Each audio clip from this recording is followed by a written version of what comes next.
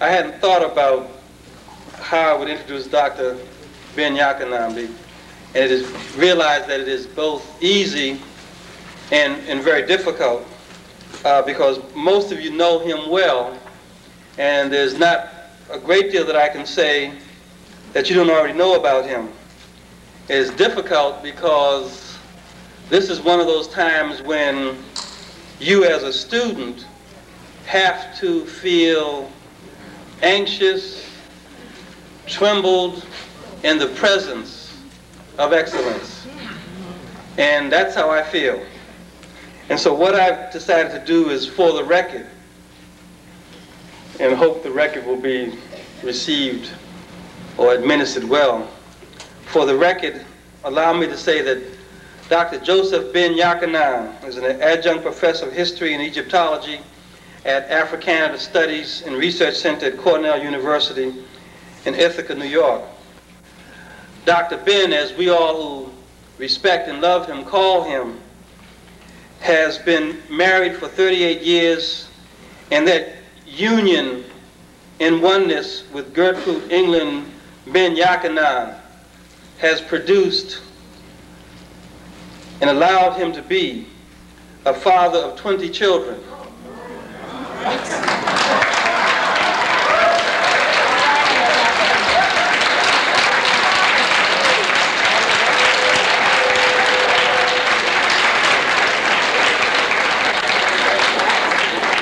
And if I may, that is anticipatory intellect.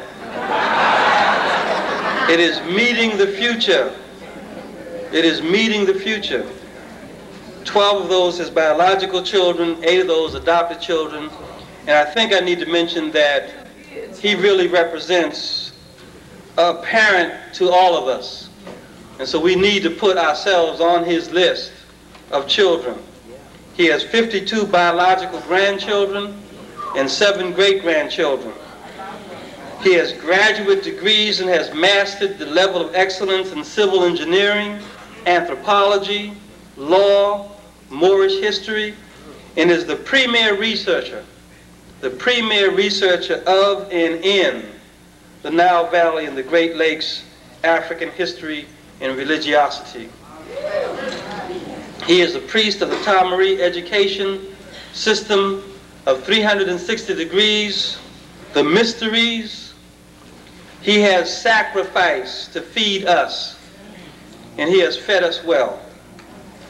He has given us to sustenance as the black man of the Nile and his family. He has fed us with African mother of Western civilization. He has nurtured us with African origin of the major Western religions. He has given us to be strengthened by the black man's Holy Bible, volumes 1 through 3, the chronology of the Bible, We the Black Jews. And he has fed us with a monumental text called They All Look Alike. He is a former chief officer of the East African desk of UNESCO. He has lectured in Africa, in Asia, in Europe, in North and South America, in the Caribbean, and the South Pacific Islands. He is a member of the elders of the Association for the Study of Classical African Civilization. He is, in fact, ASCAC's elder statesman. He is without question, and we've learned a new term today, he is without question the Kim Ware, the great black.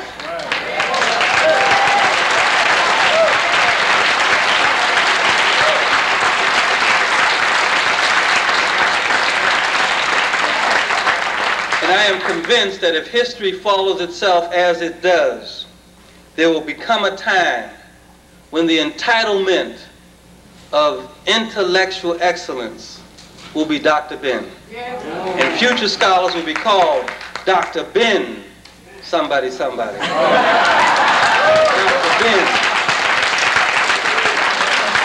And it is my hope that if I live long enough and I do well enough, you will refer to me as Dr. Ben. May I present Dr. Ben.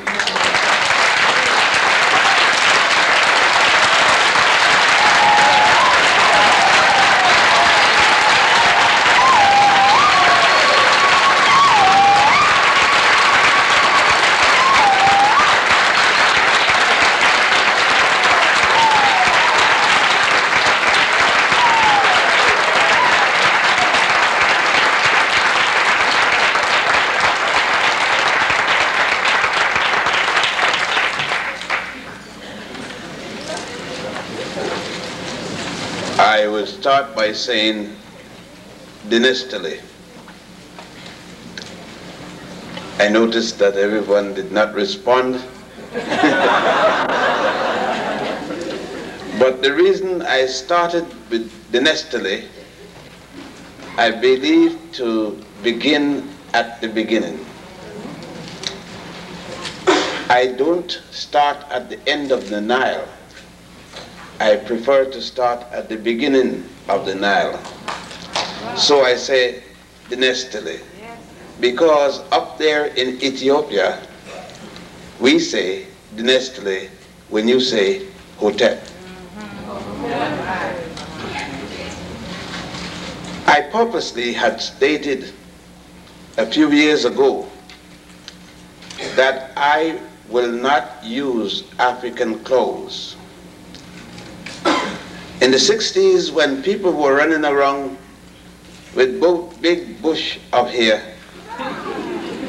and all kind of dashikis, I refused to wear them because there were so many white women with picking the hair of black men with dashikis at the college campus. And I refuse to disrespect African clothing by wearing it then. And I determined that I would not wear it again until I felt very satisfied that African people were again on a march to declaration of self-independence.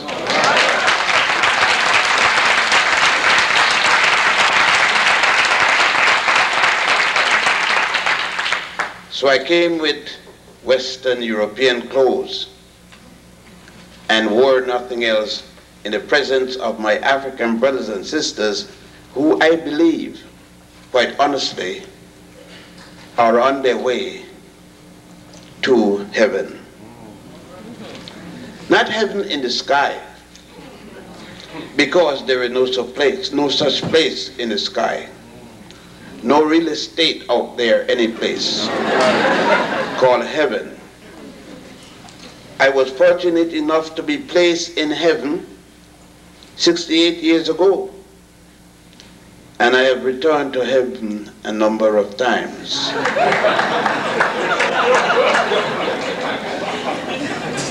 I would say that you would look at my garment. My garment is from West Africa. And why I selected to wear West African garment?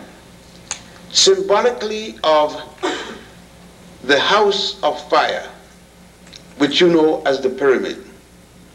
Symbolically as the temple of worship, which you call the lodge. It is from west to east that we travel, not meaning any, as Brother Noble said, hocus pocus nonsense, but west to east as travel symbolically because of the rising and the setting of the sun. It has nothing to do with the people of the east, because east of what? We are at the east and at the west, at the north and at the south of our continent. Thank you. There is two mothers that I was speaking about in respect to the passage. Mother Africa and the black woman. There is no other woman for me but the black woman.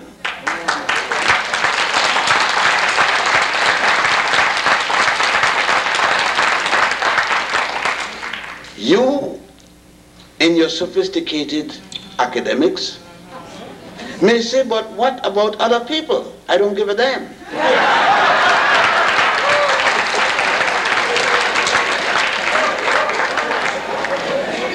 I am not going to balance my speech to include Asians or Europeans, or make it more specific, Arab, whether they be Muslims or not. Yes.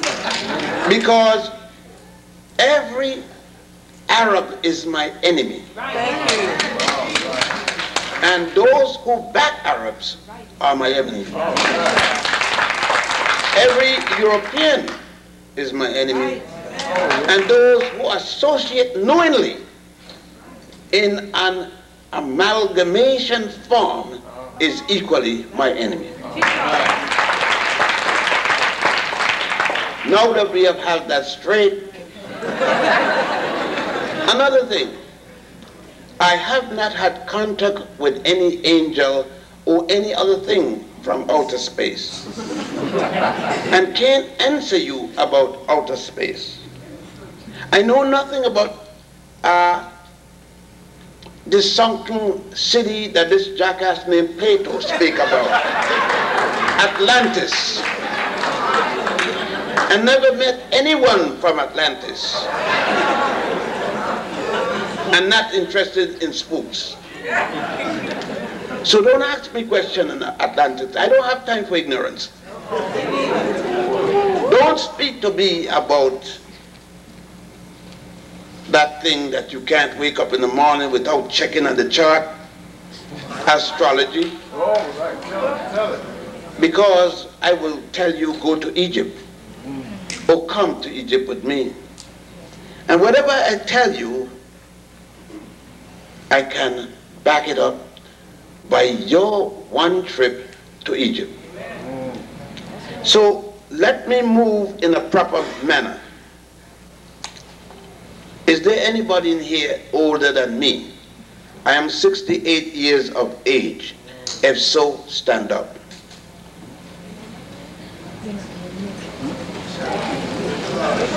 No one?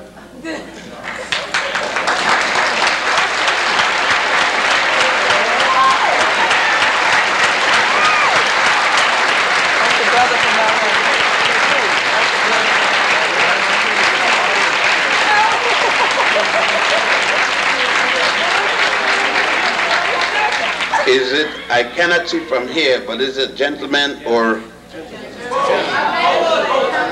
a man and a woman? Will the sister and the brother please come forward?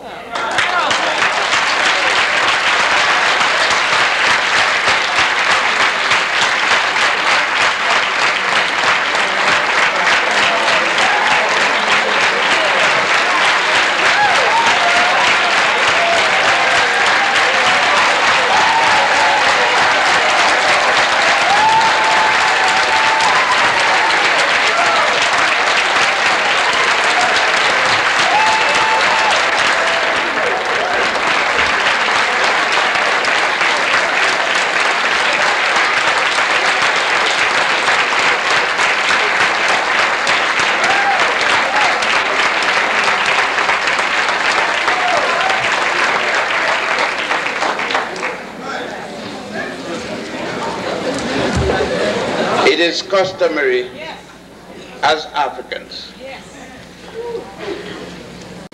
I would not be impertinent enough to believe that I can speak in the presence of my elders without permission. May I have permission to continue?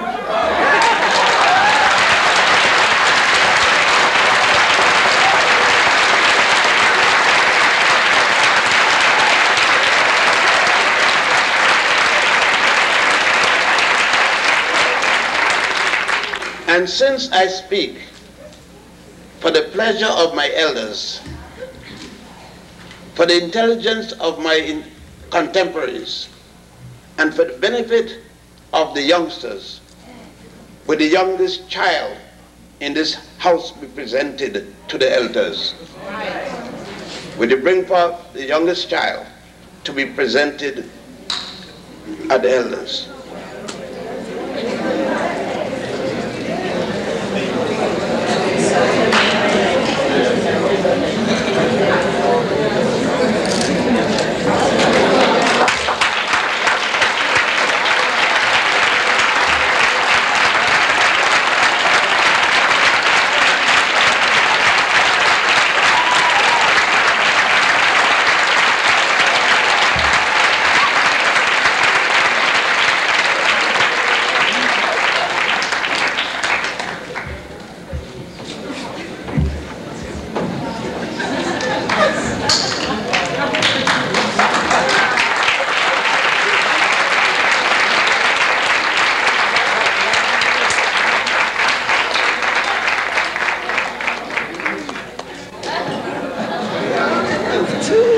If we are to return home, we must return home with the respect and the purpose.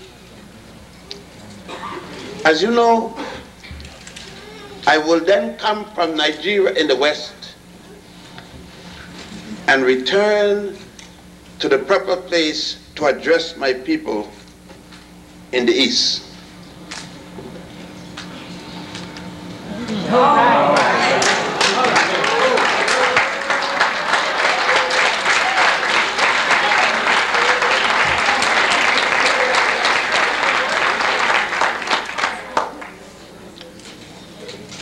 I will now speak of the rites of passage. What is the passage we are speaking about? And what rites? The greatest passage Africans know is the passage to reality, the passage to being. And what it is that we need to pass and where? A man, and that's not necessarily a male. I am speaking of a man. Yes. We have many objects that look like men, but they walk like trees. And trees don't walk as men do. Trees walk this way when the wind blows it, but they never leave their mooring. I'm speaking about men. An example of a man is one who takes care of his young, who respects his woman. That's a man. A male is one who took advantage of the rite of passage, deposit the seed to make a young one and depart before the mother could pass 1 month of her pregnancy. There are other males who wait later to make their departure. The rites of passage is not what most brothers feel. The first rites of passage is the sincerity, the protection, the righteousness, the holiness of the black woman. Yes, it is. Nature provided her with a seal to the passage. In Western parlance, we call it her virginity. A thin layer of sensitive skin with very sensitive nerve endings that nature gave her and society says is a means of her honor. But because of the Judeo-Christian Islamic garbage called Adam and Eve, where the African woman, as other women, has been placed into scrutiny of being a common whore, we, the men, her men, have been told that she has committed an original sin. And because of this original sin, where the black dot was to enter, that place of passage, because she entertained breaking the seal for that passageway and did not go down to City Hall to get a piece of paper, that the end result of that made her some sort of a whore. And thus she was charged with an original sin. If it is original sin, then Jesus is a bastard. Because nowhere is there record that Jesus was ever married to Joseph or the angel. And if this child could ever be a bastard, so is Jesus. Secondly,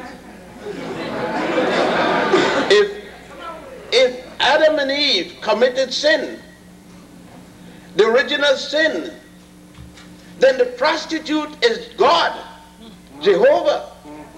He gave them the means to make this sin. It is God that provided this woman, according to the teachings of the Jews, Christians, and Muslims, with a vagina.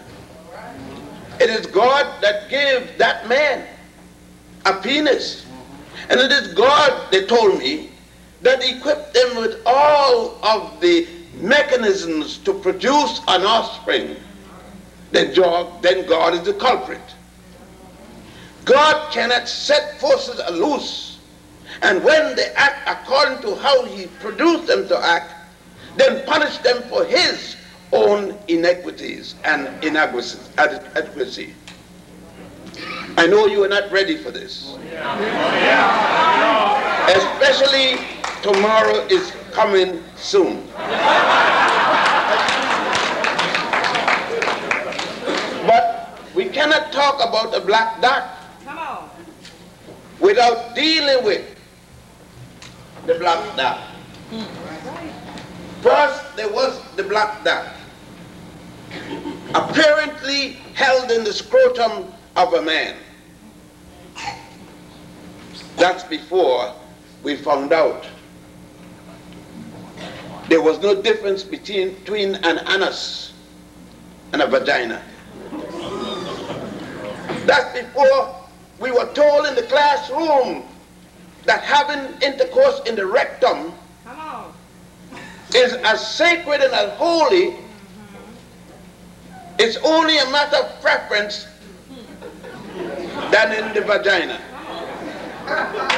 If you hold to that, you're sicker than I thought. As I say, my mother told me, if you ain't gonna shit, get off the pack. And if you're not gonna deal with the faggotry, get off the pack. You could call it homosexual and asexual you want it. It's a bunch of faggots. That's what I call it.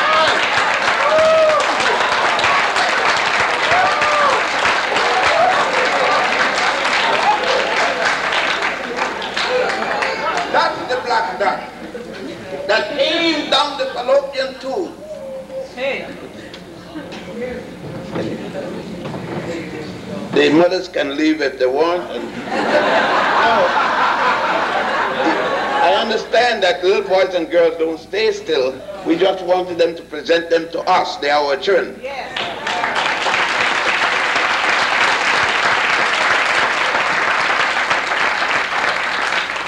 It is down the sacred fallopian tube that this black dot came. And I want us to understand, so that we get back in tune with our women, that men don't pass children. Not one single man ever passed one single child in one single woman. I'm sorry to frustrate you, brothers. We pass a sperm with the capability of creating a child, the black dot. But it is in the fallopian tube that this black dot, this thing with an inner membrane, whatever it had, that is God, the black dot. And when the making of God comes and intertwine, amalgamate, become one with this ova of the woman, which you call the egg, it is then, and it's already in the fallopian tube. It has passed the labia majora, the labia minora, into the fallopian tube. And look at the fallopian tube, how it is a complement to the penis. It enters. If you take the woman, you take the fallopian tube and the ovaries and pull it out, you have a penis and two scrotum. Push it back in and you have the woman. And that black dot, when they meet, is the first time we have a child. And we have the process of evolution beginning. And then we have God takes on a stream, a tail. And that tail becomes that existence, which is going to become the staff of God Mim. Instead of a staff that is connected to a crutch, it's going to be an extension of the umbilical cord.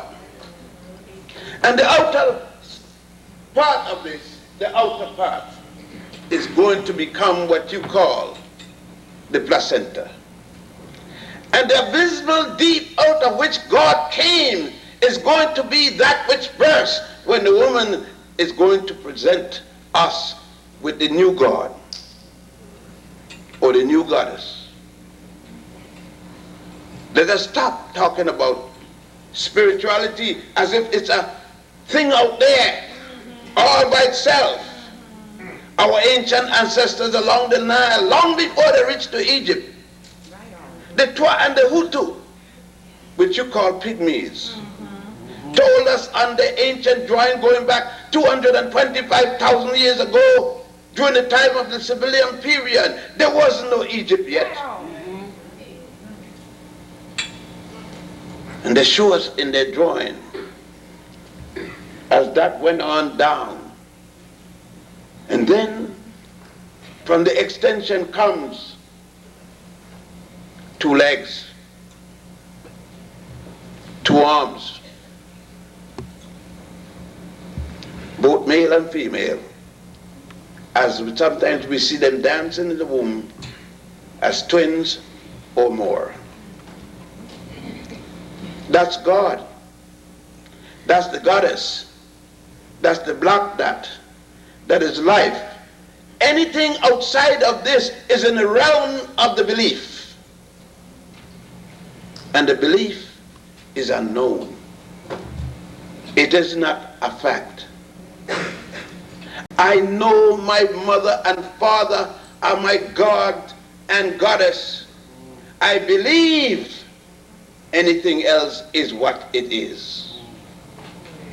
Thus, must I not say what the ancient Africans all along the Nile say, honor your mother, not your father, honor your mother and your father.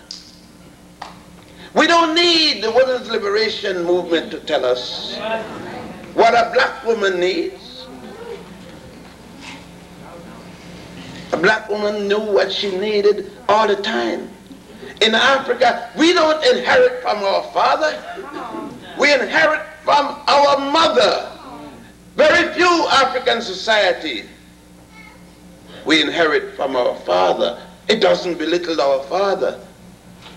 Because when our ancient ancestors show us in the temples, in the temple of Dendera, where you're going, our ancient ancestors show us, as it look across, here are the legs,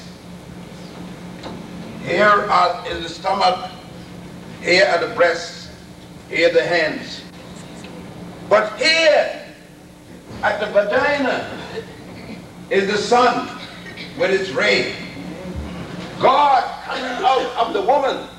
We will see that at Dendera, while goddess Heru smiles, holding the twig, the tree of life, which Jews and the Christians and the Muslims bastardized, corrupted, and called the tree, the forbidden fruit tree. Always something disgusting. Forbidden fruit. What the hell is forbidden about that? That isn't forbidden. That's glorious. That's sacred. That's holy.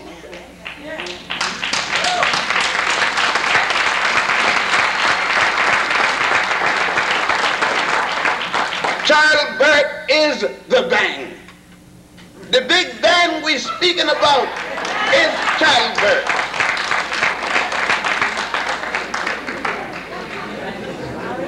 And until we start to understand our woman, it is our goddess that is our race. And until we start to put her on top shelf instead of 1,000 pipers, instead of Shenleys, instead of the Audi 5000 and the condominium and the boat in the basin, let us put her back where she belongs. Our ancient ancestors put her in the temples. If you've never been there, they put them over the head of the deceased Pharaoh, up there in the ceiling over the sarcophagus. And he watches up in death, and he watches Goddess Nut naked to make sure they put Goddess Nut facing the west, the south, and facing the north. And they put moons, 12 moons in her body, stars to represent the universe. And they put God Geb. Goddess Nut representing the sky, God Geb representing the earth, holding her proudly at the source of heaven.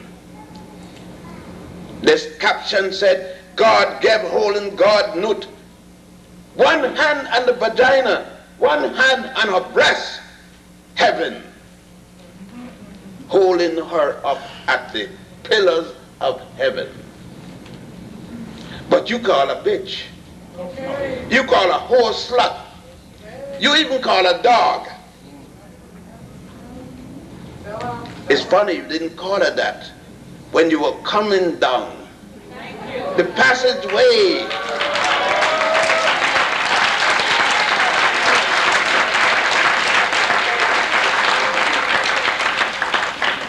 You couldn't call her that because, you see, you couldn't even speak. And when she cleaned the first piece of shit out your ass, let me be academic, because you don't understand this language. And maybe if I be explicit, you will understand. When you couldn't do anything at all for yourself, when you didn't know what Similac was, when you didn't know what Gerber was,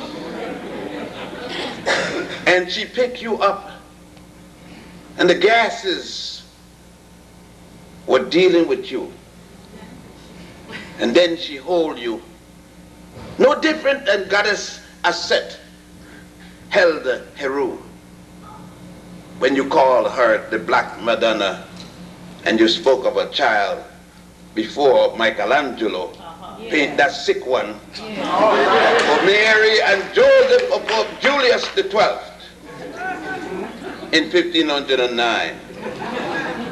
When she brought you up in another phase of the passage, your rites of passage, she said you had the rites of passage 10 months, and she brought you down the canal. Now the other rites of passage to survive.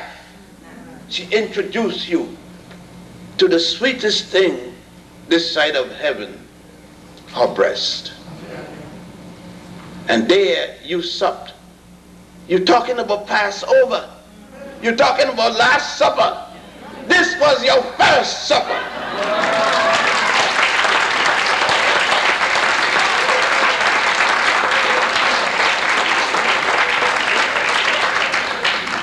Oh yeah, they even have her looking down at her child, looking down at young God, young deity, and have her saying to the deity, a perfect child, normal 2 legs, 2 eyes, 2 nostrils.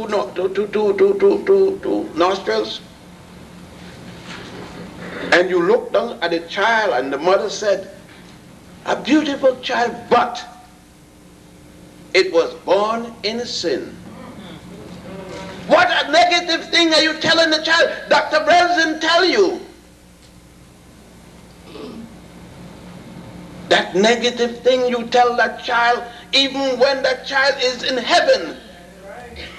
You don't know what the child learns from the day it becomes a black dot. From the day that some people call it ectoplasm, protoplasm, all kinds of mechanical terminology. I just call it God, the deity. That which happens which we cannot tell in its totality, but happened nevertheless. And I don't care whether Europeans agree with my terminology. What I care is that you understand what I am saying to you. All right.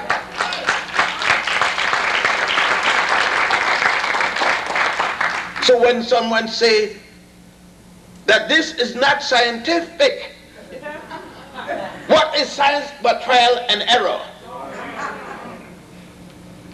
More luck than sense. If science is so great, more than what we are doing here, why is it that the scientists don't come and say, I'm going to make something and just make it? No, but he stays there for years and years, and many times. My mother told me all the time, boy, go eat the bread. I said, Mom, but the bread got mold in it. That's the breast bread, boy.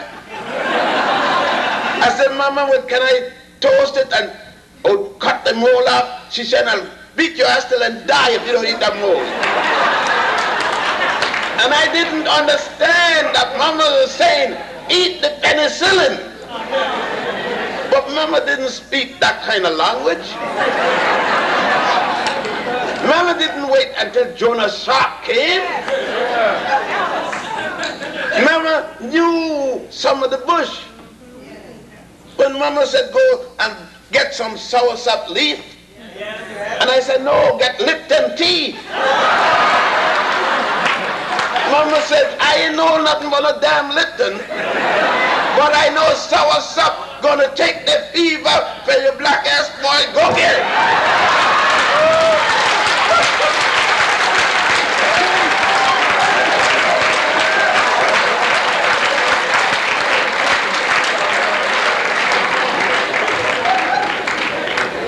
And you said that Mama ain't had no education. You said that Grandma didn't have an education, and Grandma can't speak right. Grandma broke her infinitives. Grandma cannot distinguish between past, present, and whatever else. Grandma must have known something. Grandma got here before you. Grandma got here before mother and father and didn't lose you, didn't lose mama, didn't lose your father. Grandma knew something.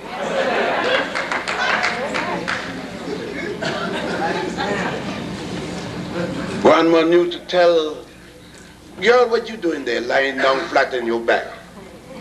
You're not doing anything for you. You're doing it for the doctor. You need to get up, girl. Squat. So that child could come easy. The gravitational pull. But Grandma didn't say gravitational pull. Grandma said, so the weight of the baby could come on down. But you, with your gravitational pull, let a jackass get a 2-piece of iron and hold your child and pull it out of you, and you got 56 stitches when they finish. Disturbing the rites of passage. And we got to start doing something again. How should I go back to the rites of passage?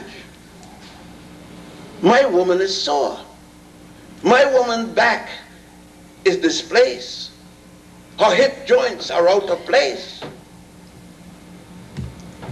You mean to tell me God has given her pain for the sin, the original sin? That's why she had pain when she gave birth to her baby? Well, let us check it out. I saw a roach the other day giving birth to some eggs. I heard a chicken giving birth and she was going cluck, cluck, cluck, cluck. It wasn't because God punished the female, the hen. I saw a cow, a goat, an elephant howling when delivering. I saw a man, a little piece of shit howling when he got constipated. And he's howling, much less a woman with a 5-inch diameter head coming through her, and then a shoulder. And you walk off and left her. You weren't there to see that child born. You weren't there to see that piece of developed melanin, 10 pounds, 5 pounds, 18 pounds. Yes, some of them get to 18 pounds.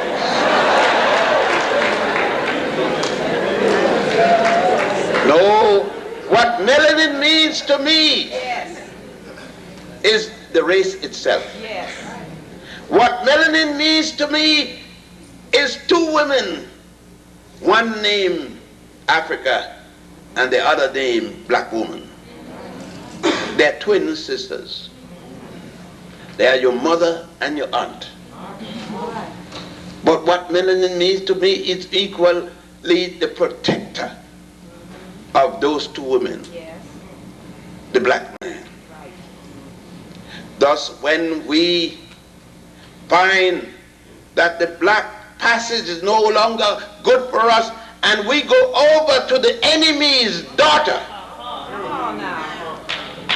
we should not be allowed to come back.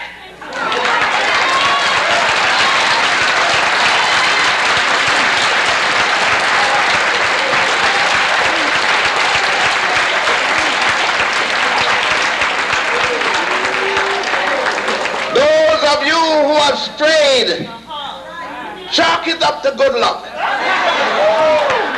Just remember that the time is coming that when you stray one time, it is all over.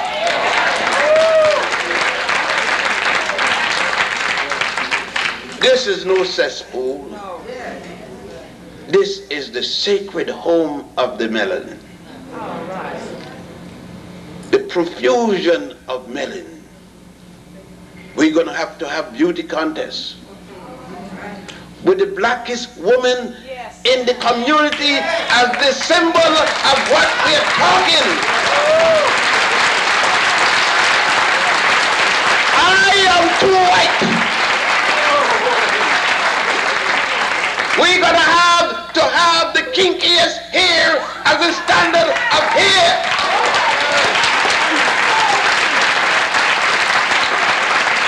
The biggest and juiciest lips as the standard of lips. And the big behind and the fat breasts. Yeah. That is us. And tell the world that's our beauty.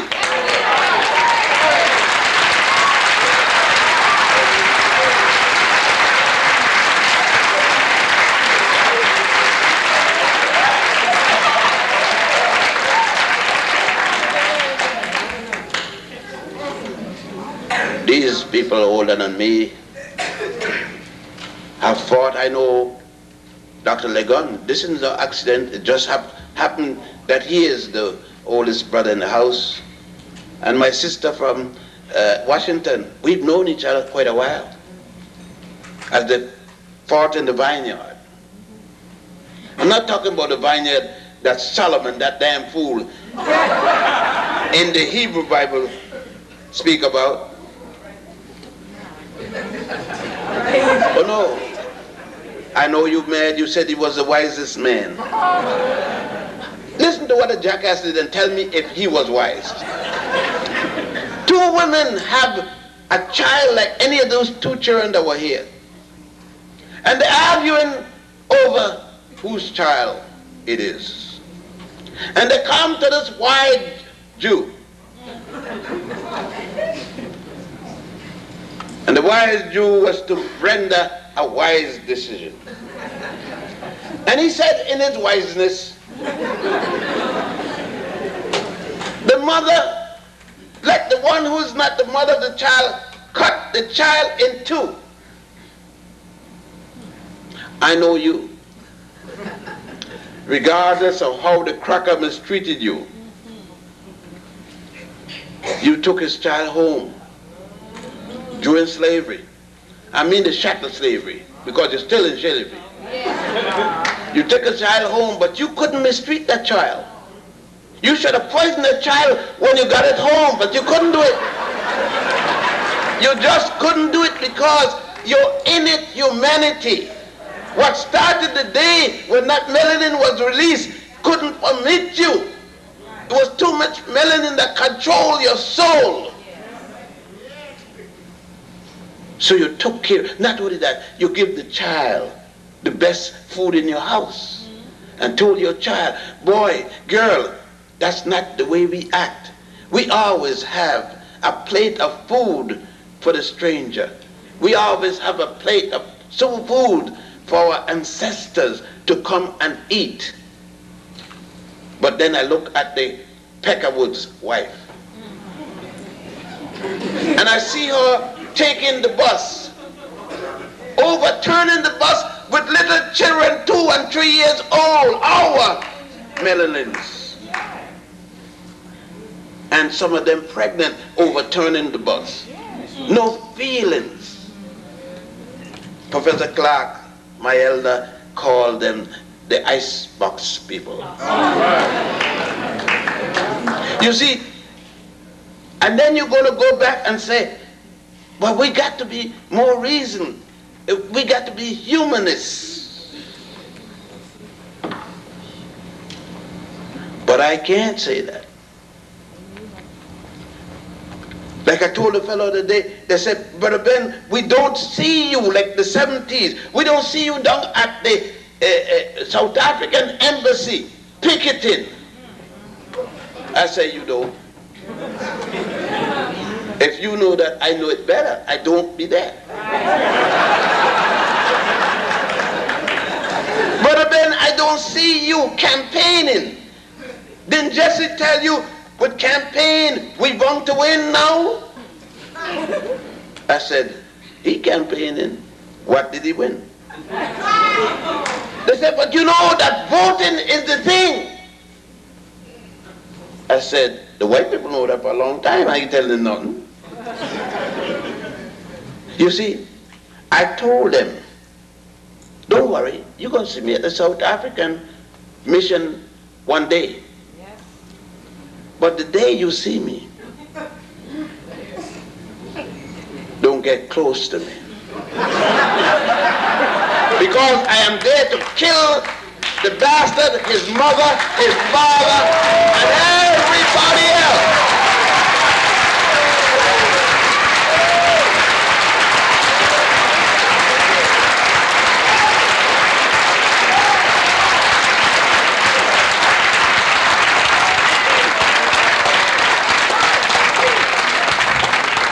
Brother Malachi reminds you, all these brothers and sisters, Brother Malachi said, it isn't here that I see.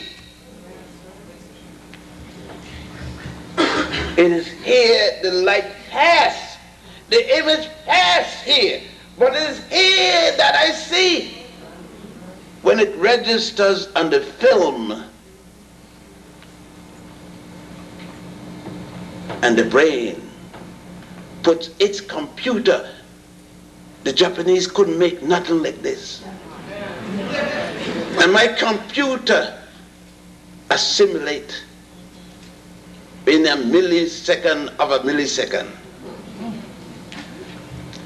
And my computer registered and said, that is the person whose father took your land, whose father raped your woman, whose father.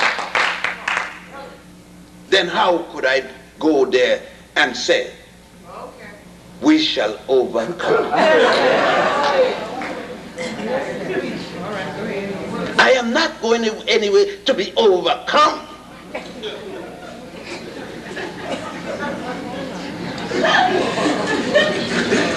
The melanin that we are talking about is a real thing. Let us play not slightly. Let us not be hocus pocus and talk about nonsense about man build the pyramid from the top down. I know the person who know that I'm speaking, who I heard saying that today. I know you must be mad, but since I didn't call your name, that's all right.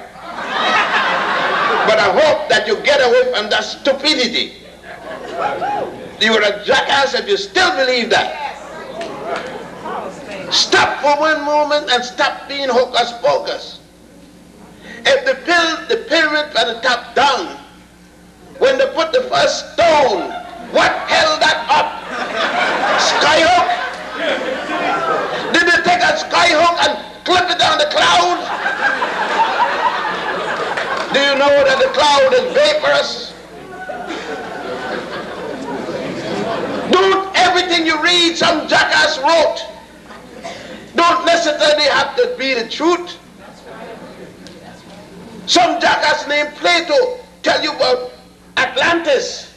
And all you running around talking about Atlantis got a pyramid. Atlantis got little submarine and an airplane flying underneath the sea. Flying underneath the sea. I mean, Melanin don't send people crazy.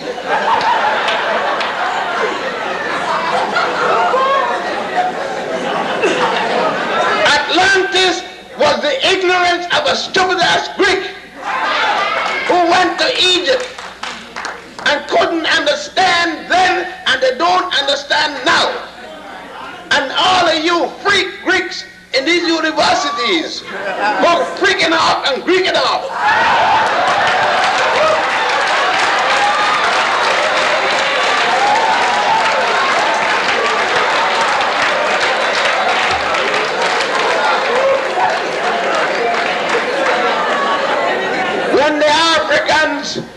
When the Africans along the Nile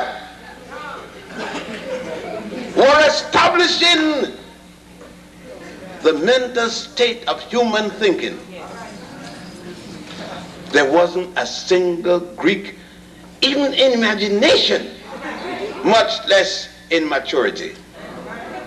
There wasn't a single man in all of Europe that was known to the civilized world. Adam wasn't here yet. Abraham wasn't here to loose Adam and Eve and the world. But Kunun, Brother Nova, speak of it. And that's another thing. Let us start now. We don't need to call each other doctor when we come to these things. Brother and sister.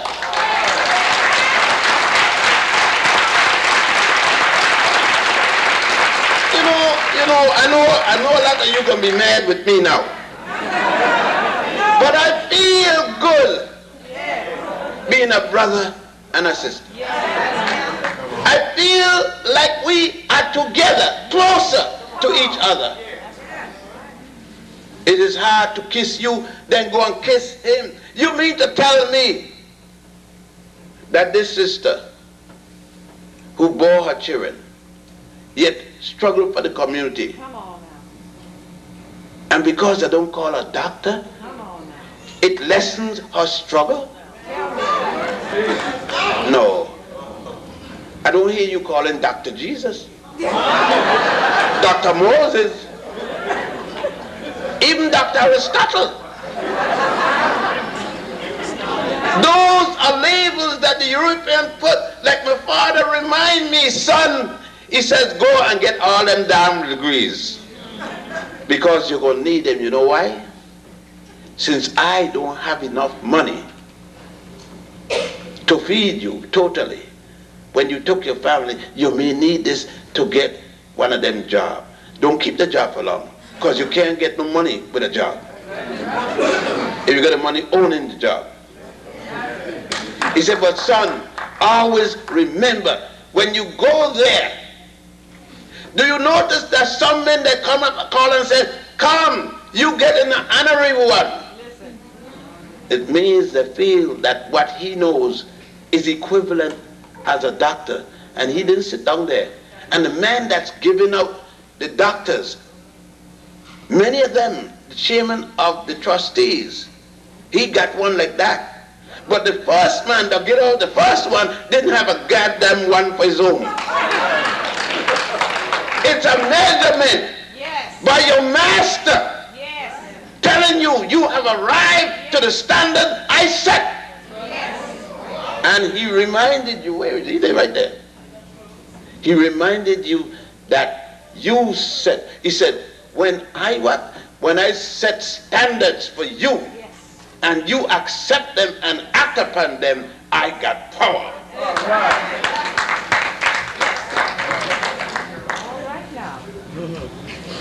When you set standards, you, all of us collected, you, we. Not I, me, we, us. That's why our ancestors, our grandmother used to say, us ain't going. And you say, what do you mean, us ain't going? You mean, I am not going. No, she's talking true. She said, us ain't going, because she from Africa can't think of one of us not going. The family not going when I am not going. Us ain't going.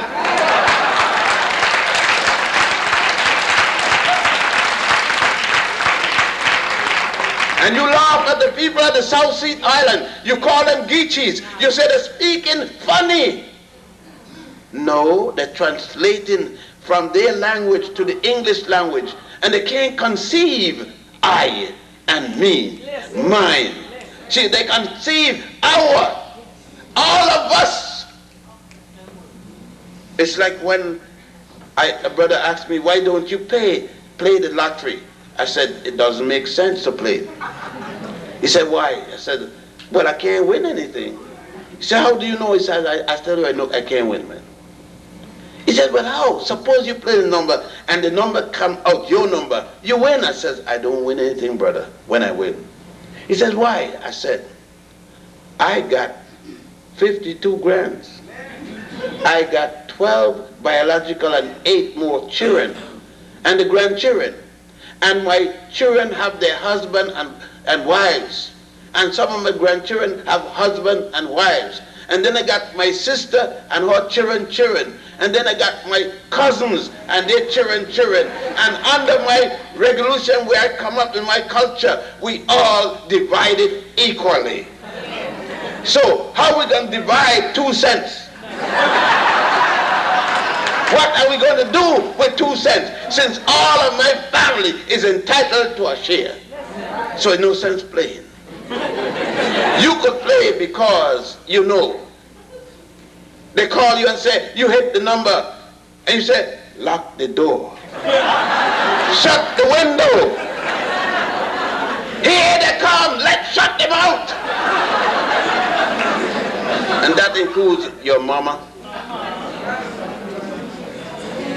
And of course, Daddy, he didn't know, he's gone long ago.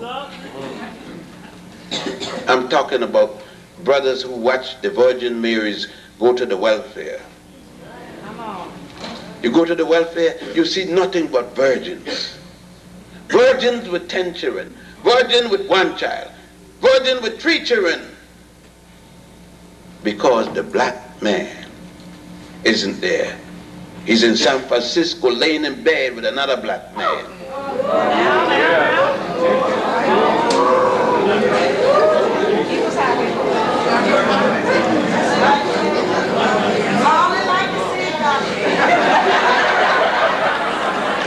You see, Brother Noble tell me when it's time, because I can't worry about time and talk. You see, when I look at Sister Kefa there, with the First World Alliance, I think back of walking in the vineyard I think of 8 makers of bread, yeah? People who work at making bread in the night while we were sleeping saw me on TV, the stupid box. And they came to the house and said, what you doing there? Aren't reaching enough people. Not enough days. We want to study. Today, that's First World Alliance. Carry hundreds of people to the Nile. But now I could die. I didn't want to die yesterday because I was scared to die. I was scared because there was no Melanin Conference. I was scared because you were going to the Nile to take it back. I was scared because you didn't understand Francis Wells and you were saying what damn theory she got.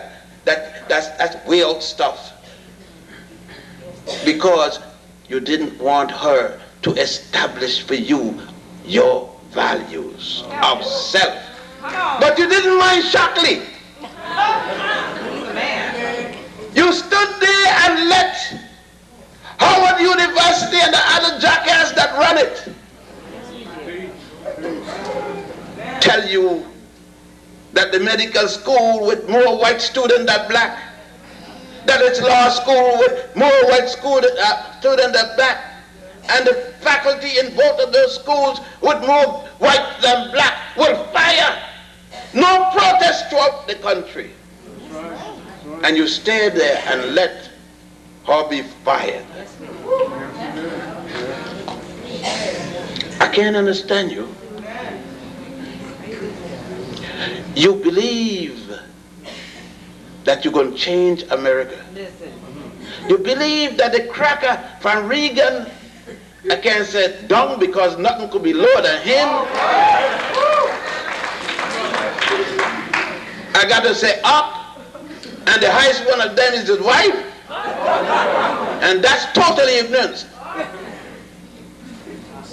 You so believe in this man that you beg him for a day for Martin Luther King. Martin Luther King must feel betrayed by the woman that slept in his bed. That woman that called Coretta. What a sad excuse for a black woman. She could not let her people decide his greatness. She had to go to a bunch of crackers who call him all kind of defamed names to give a day. What will happen when the new melanin come down the fallopian tube in other black sisters, and that melanin evolve and come out, and then the melanin start to read and ask the question, Ma, daughter, how you told me that King was so great? And here the crackers so liked him, he worked for them so much, they give him a day.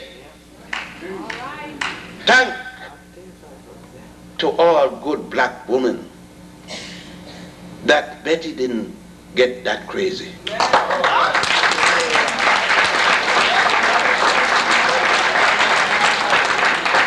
That Betty stood there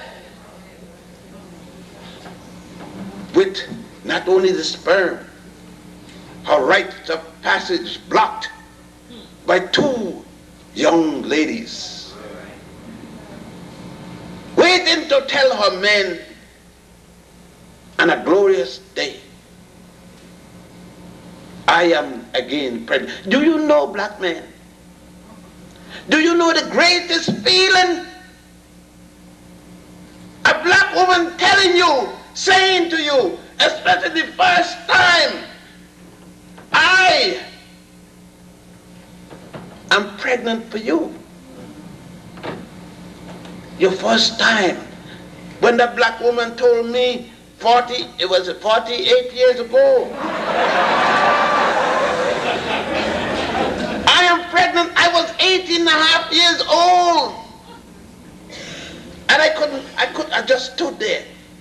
said, what? She said, you got me pregnant. I said, I? She said, who else? You? I couldn't get over the shock. I said, well, we got to get married. You see, I knew we were going to get married. You know why? I didn't sleep with nothing I didn't respect. And so when time that she said she was pregnant, I said, let's get married. Because I know we could get married. Because I couldn't sleep. Daddy told me, do not go to bed with what you can't let people see you with. Do not go to bed with what you don't respect. Do not go to bed with what is not capable of being your wife.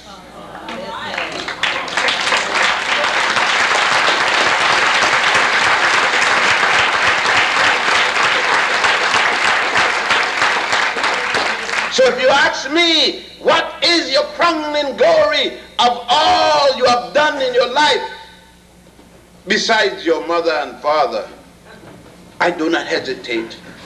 It's not a PhD. It's not a painting. It's not a bank book. My crowning glory is when a black woman thought that much of me to tell me, you are the cause of the melanin working in my body.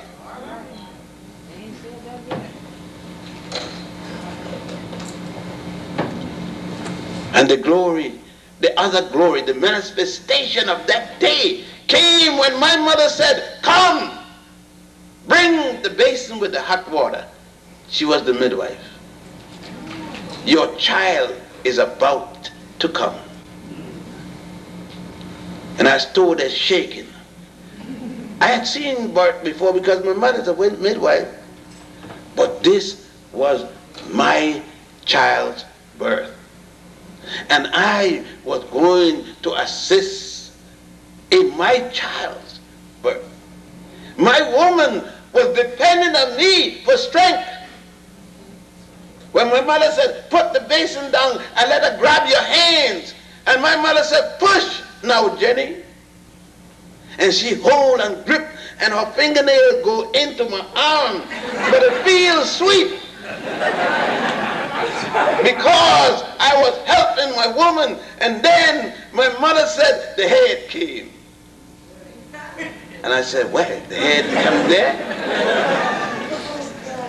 And I start to go away because child was here. And then Big Mom said, jackass, come back here. I said, for what? She said, the shoulder got to come. I said, from there? Oh no. I know then she gonna die. She got to die. That little piece of thing I got was difficult for her to deal with, and a shoulder.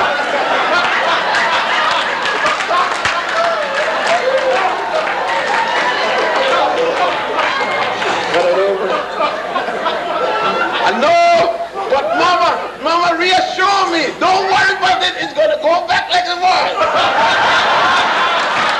Better, a little better.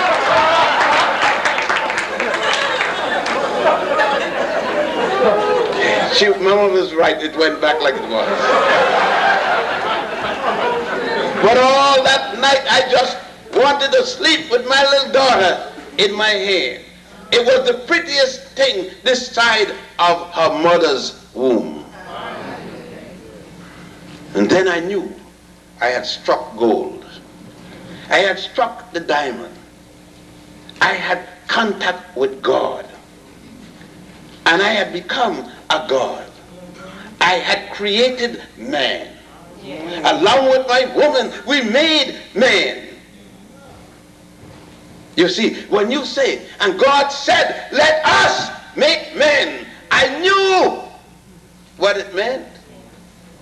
Because God told me, let us make man tonight, baby. And it was a glorious feeling. And man came in the form of a female. It was a glorious day. I don't know how you feel taking out your woman. You holding the baby and she just holding tight to you. She can't do much good walking now, but she's holding on. And you going down and all the brothers watching you.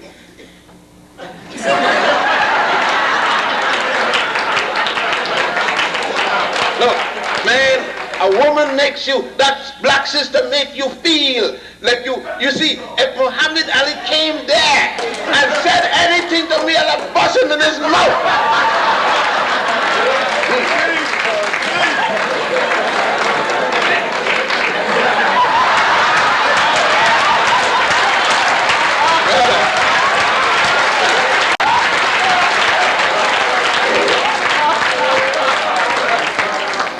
It's a feelings. That is to me melanin. Melanin acts on us so many different ways. There is no one way. In whatever way we find we can express that something that makes us black, let it act as blackness. Blackness is purity. Today I have on my deck suit. You ask, why did he dress in white?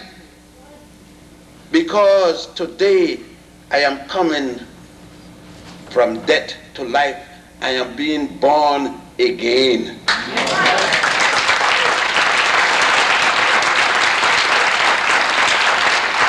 I'm being born because I saw that little boy Asa Hilliard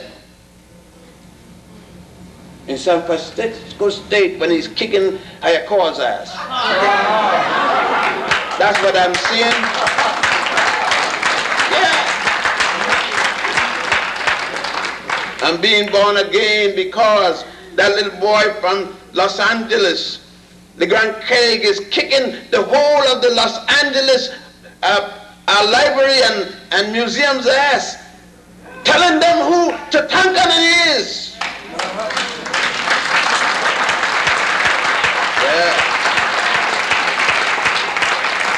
I'm being born so many times again. Not only once.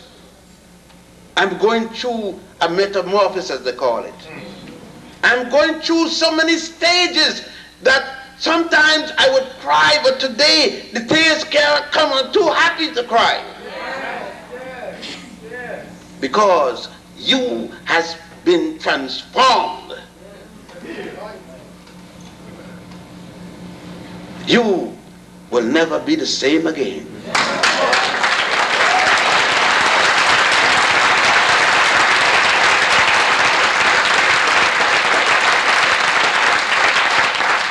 You can backslide, but it will be on your conscience.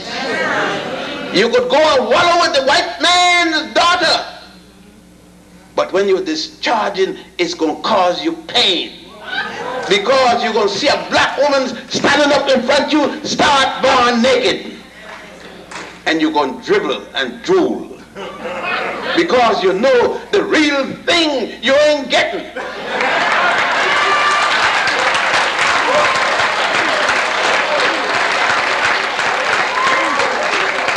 Yeah. You see, I felt the pain.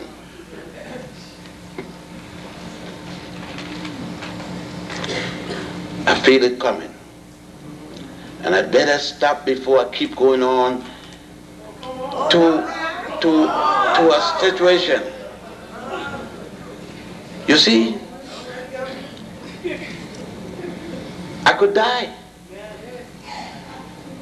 The other day when I had the stroke, I said to I lie down in my bed, and I didn't tell you about that.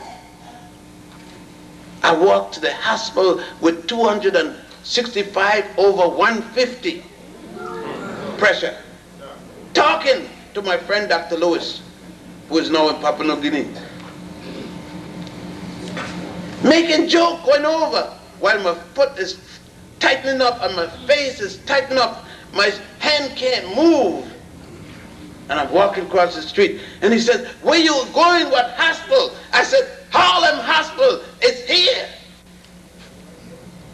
To meet those black nurses, black doctors, black maids, black everything. When I go in there, and the sister put on the thing, and it said, she said, you got to lie down. And then I went there, and the black sister in charge of the emergency room, she said, you dead. With this kind of pressure, you are dead. And I said, no. My artist just want me to rest. And the sister started working on me. Oh, I knew I couldn't die because the sister looked so good. I changed my mind about dying. And then the sister said, well, he has no brain damage. That made me feel good. We're going to shoot him upstairs to the intensive care. And upstairs there's another sister, black sister, in charge of intensive care. Oh Lord, I'm going to be now intensive care. One sister hold my hand and stick the needle. I didn't feel a thing. And the other sister hold me, and the nurse and the doctor made like this and come over me and lean over. And I said, Lord, where's thy sting?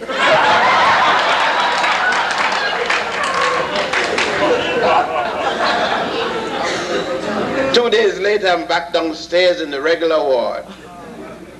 The third day, I'm up. And Leonard Jeffrey is in this room. Leonard Jeffrey will forever suffer for the rest of his life. Leonard Jeffrey, where are you? Raise your hands.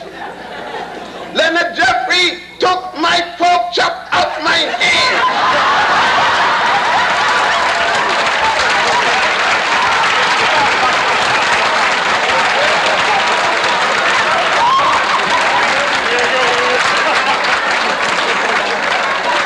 The brother told me that I can't have no pork chop. The sister said I could have the pork chop.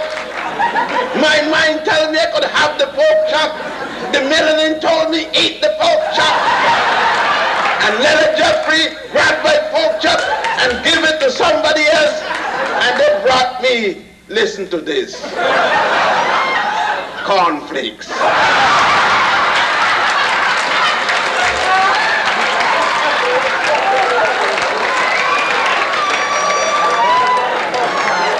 But the brother meant well.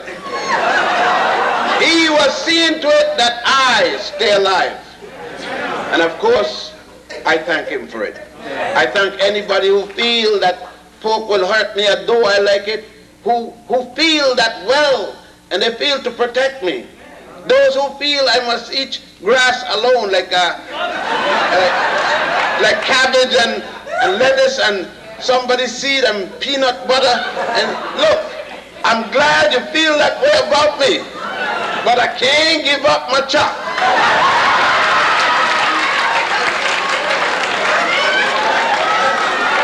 I think the chop is the next best thing to a black woman, is the chop. And you know that's saying a lot, because the black woman is the greatest. And now with all candor, in total respect to that genius, that God of all gods, that black woman,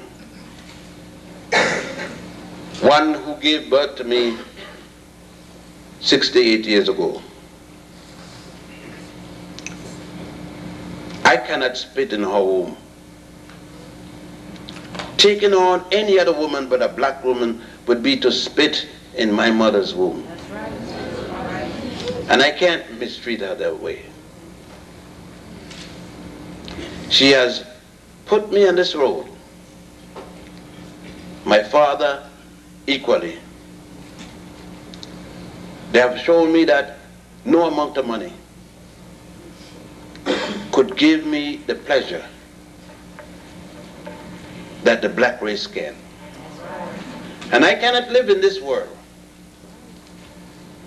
knowing that a black child suffers, that a black woman is insulted,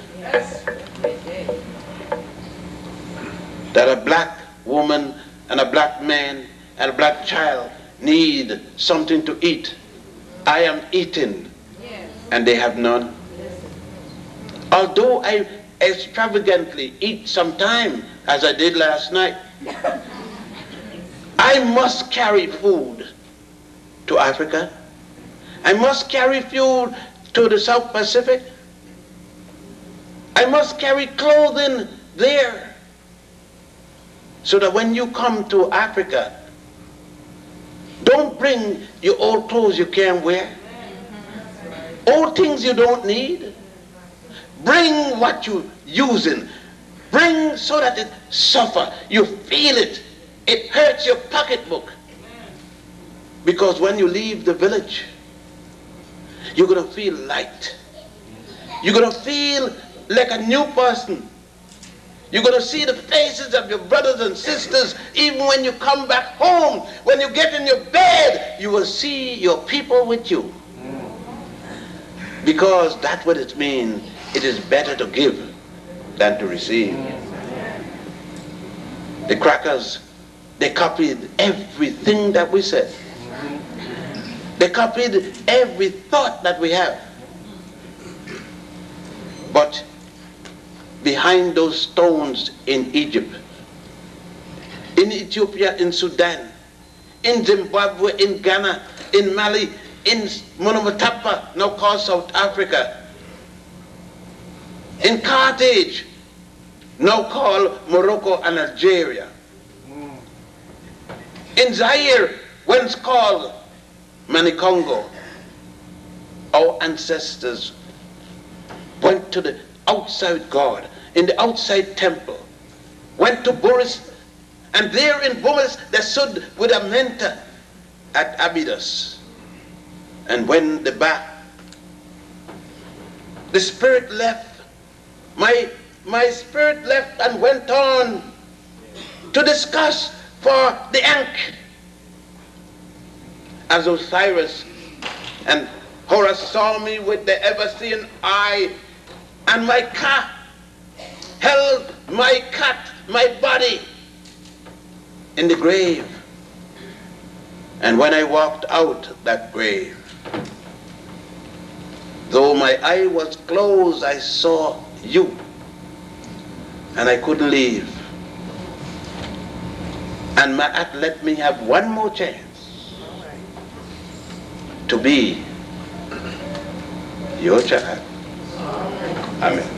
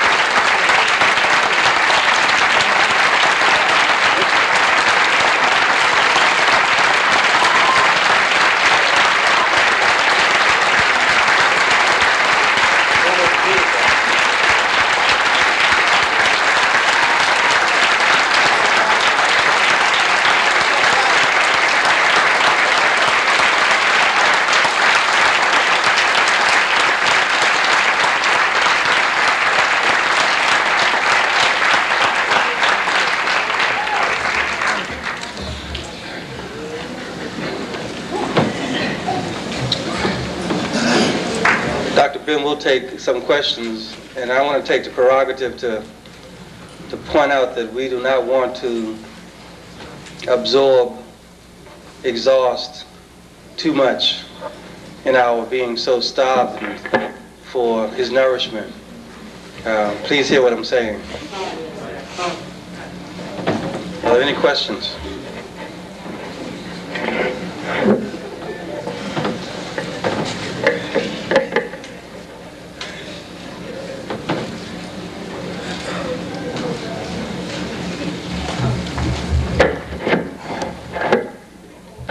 No, you don't ask a question for their brother. Come.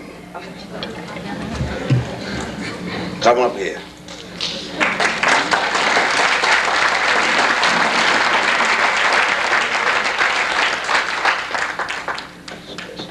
Would you explain the symbols on the board? Yes. When I explained the symbols on the board, I forgot to deal with the pyramid. I dealt with it. When you hear when I dealt with the chariot, okay. And the reason, by the way, I got that going down the hill, it's symbolic of the sperm going down the fallopian tube, and these are the result of the sperm. That's a process of your being. Now, the pyramid, and you notice I have two, but you notice over there, there's a part of a woman's body, what is called the delta, the upside down pyramid. These are two pyramids. If you turn the two pyramids down, they're symbolic of the woman's breast. If you turn the one down there, it's symbolic of the pelvic region, a delta. And above it, you see the umbilical cord, the navel, where the it is there that the symbolic phalanx of man, that a symbol of your continuation. Now, when you take the pyramid upside down and the pyramid the other way, or inverse and reverse, there come what is called the dark star, which the Jews call the Star of David.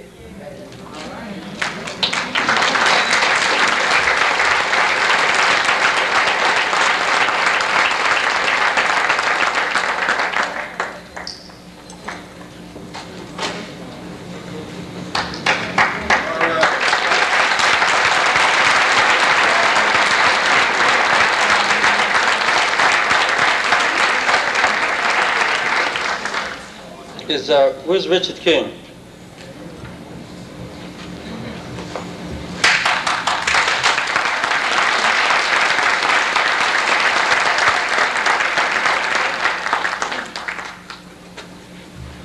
And Phil McGee.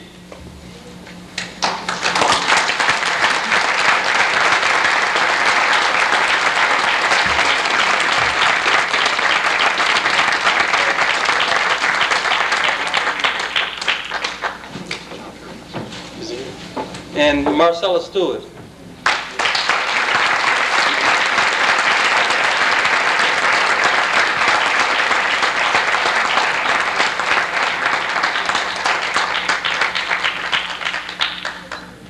And Lawford Goddard.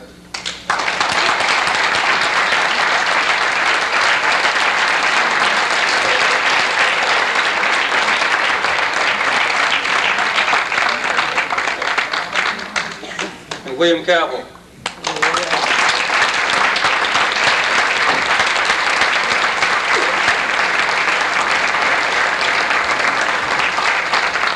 And Pamela George.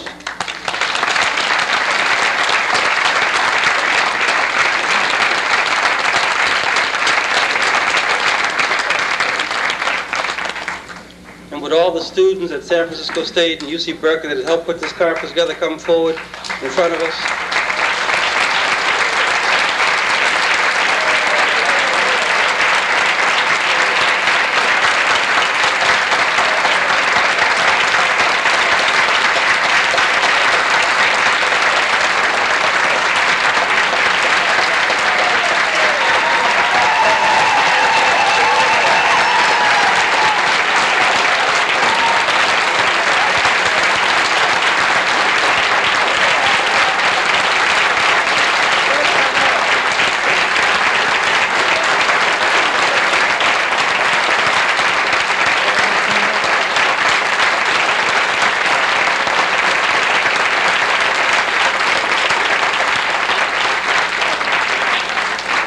John Turpin here?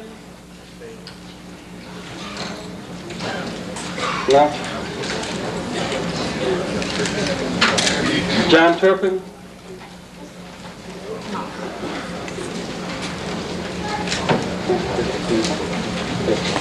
Then in the presence of our elders and as witnessed by our ancestors, I would like to mark this moment of our reascension, not the closing of this conference. Thank you.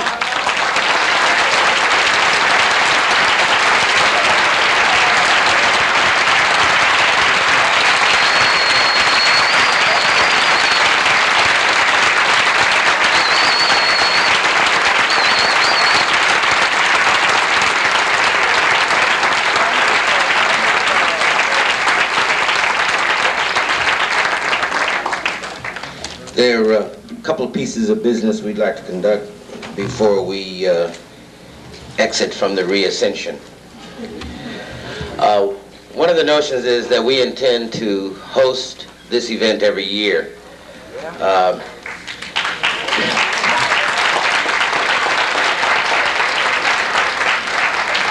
That we intend to continue to be involved in research programs that deal with the question, the mystery, the phenomenon of melanin, and that we actually encourage all of you to get involved in any way that you think you can enhance the collective effort.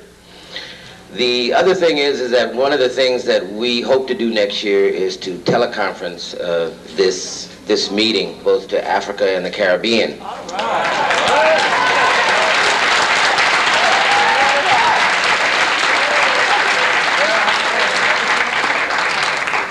The fourth thing that we hope to do with this conference is possibly to take Professor Wimby's course, her lecture, and to work it into a home video correspondence course so that we can all begin to learn hieroglyphics.